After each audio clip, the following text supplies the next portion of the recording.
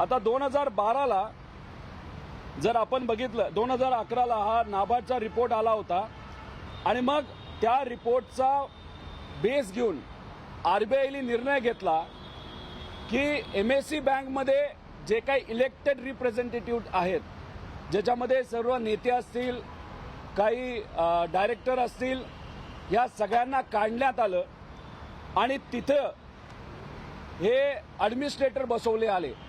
हे 2011ला झालं. ॲडमिनिस्ट्रेटर म्हणजे कोण? माजी IAS अधिकारी हे नाबार्डली बसवले.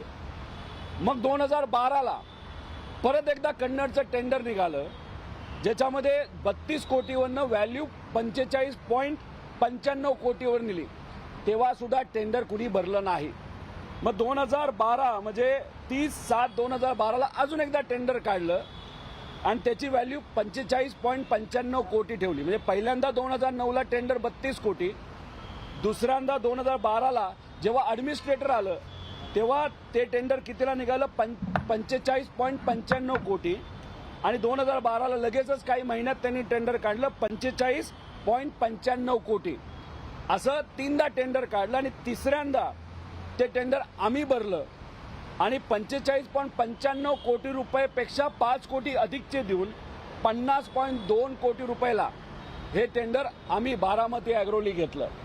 याच्यामध्ये तुम्ही सर्वांनी समजून घ्या, नाबार्डली जो रिपोर्ट केला होता त्याच्यामध्ये 76 आणि 9 आणि 46 असे काहीतरी 100 लोकांचं नावं त्याच्यामध्ये घेतली होती. 100 लोकांची नावं, त्यात अनेक नेते, त्यांच्या अगेन्स्टचा तो रिपोर्ट होता. आणि ईडीली जी FIR फाईल केली त्याच्यामध्ये या 97 लोकांची नावं आहेत.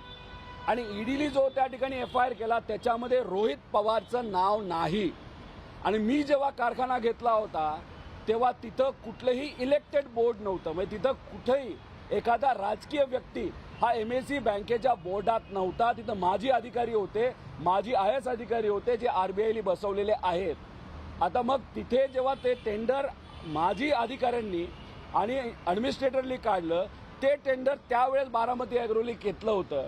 त्यामुळे याच्यामध्ये आपण जर बघितलं तर या 97 लोकांना ठेवलं बाजूला ज्यांचं FIR मध्ये नाव आहे.